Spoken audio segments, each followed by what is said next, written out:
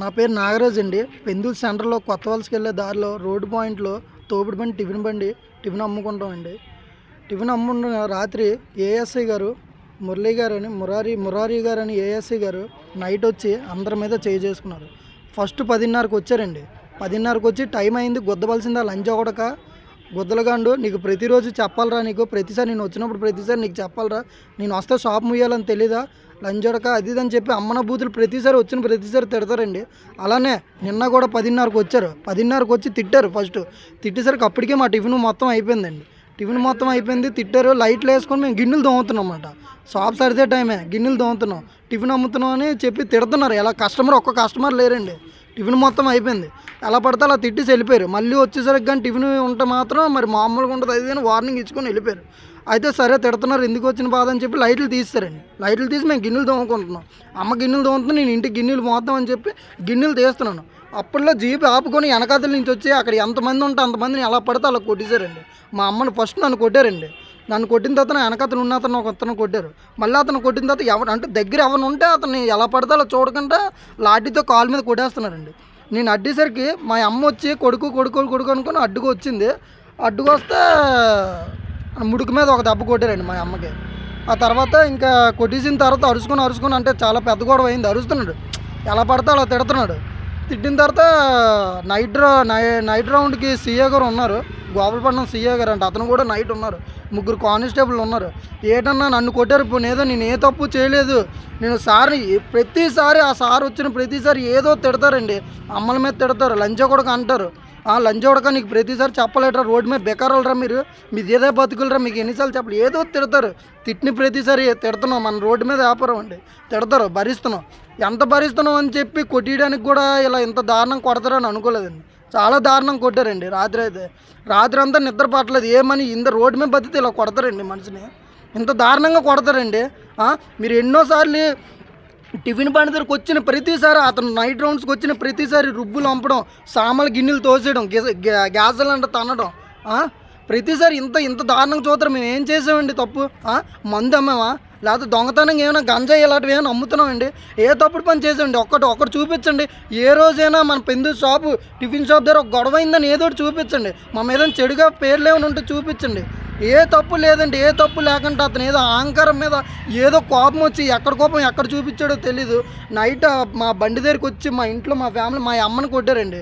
నా కళ్ళ ముందు మా అమ్మని లంచ్ అన్నా సరే నేను ఏం చేయలేకపోయాను. ఇంకా అతను ఏం చేస్తామండి?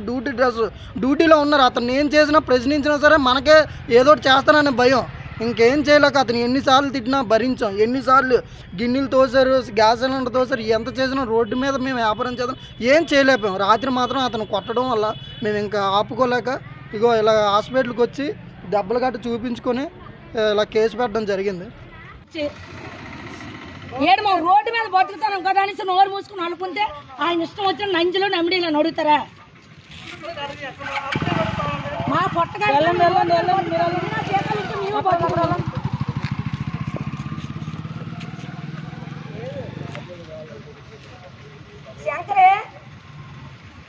ఉండి పేరేటి పిల్లలు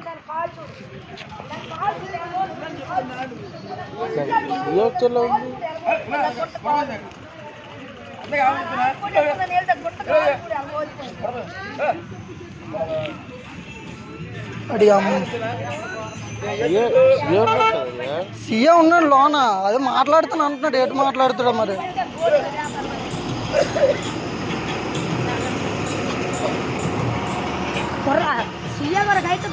ఆడవాళ్ళు ఎలా పడితే అలా కొట్టేయడం ఏంటన్నా? మరీ ఇంత డ్యూటీలు వస్తే ఇలాగా ఎదిరించి ఆవిడ మాట్లాడిపోతే ఇలాగా ఉంటుంది డ్యూటీలు.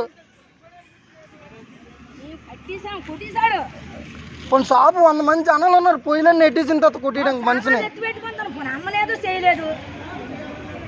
అమ్మినప్పుడు ఏదన్నా కొన్ని పర్వాలేదు. సీఎం ముందు అంత దినిగా ఇది అవ్వాడు, ఎంత ఎలా కొట్టేస్తాడంటే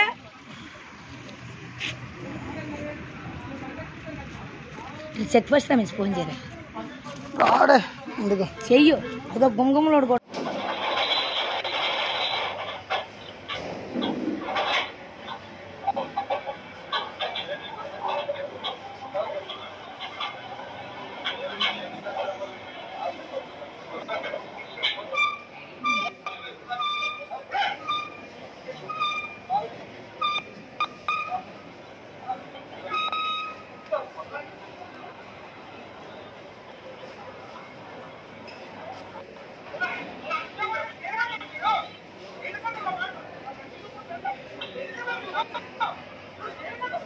వస్తాడు ఇంటికి బండి మీద సామాన్లు మోస్తాడండి. సామాన్లు మోసిన తర్వాత నేను ఒక్కదాన్ని ఉంటాను. అప్పటికీ కూడా పని వాళ్ళందరూ వెళ్ళిపోతారు. నేను ఒక్కదాన్నే ఉంటాను. ఒకసారి వస్తాడు, ఏమేం కట్టలేదు, షాప్ కట్టలేదు ఏమంటాడు. సార్ కట్టేస్తాను సార్, సామాన్లు సర్దుకుంటానని చెప్తాను. మళ్ళీ ఎట్టి నుండి వస్తాడు, వాళ్ళు అయి తన్నడం యువత అనడము, నీకు అలా బలిసిపోయింది, నిన్ను అలా కాదు ఇలాగనేసి ఎన్నో బూతు మాటలు, చాలాసార్లు బూతు మాటలు అన్నాడు. ఓసారి అయితే లంజా కూతురా, నీ అమ్మందంగా లంజా కూతురా, నీ వల్ల పెందుర్తికి శని, నీ వల్ల ఎవరు కట్టడం లేదు అలాగేలాగని చాలా మాట్లాడాను. చాలాసార్లు బాధపడ్డానండి. బాధపడినా తప్పదు కదండి, బతకాలా, నా పిల్లలు పెంచుకోవాలా అని భరించాను. రాత్రి అయితే నా కొడుకుని పచ్చిని కొట్టినట్టు కొట్టించాడండి.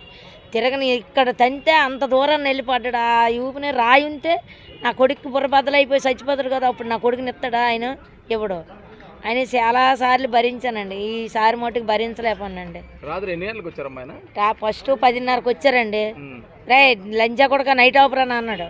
ఈడు అప్పటికి ఇదేటమ్మా ఇలా తిడతాను, ఎంత పోనేరా, ఆయన ఇప్పుడు వచ్చిన అంతే కదా, నైట్లు తీసి అనేసి సామాన్లు అవి ఎత్తి పెట్టుకుంటాను. సామాన్లు అవి తీసాము. తీసిన తర్వాత ఇంకా సామాన్లు దోముకొని పొయ్యిని ఆపటెట్టాడు. ఇంటి కొట్టుకెళ్ళడం సామాన్లు ఇలా కొట్టుకొని వస్తాడు. తప్పని కొట్టేశాడు.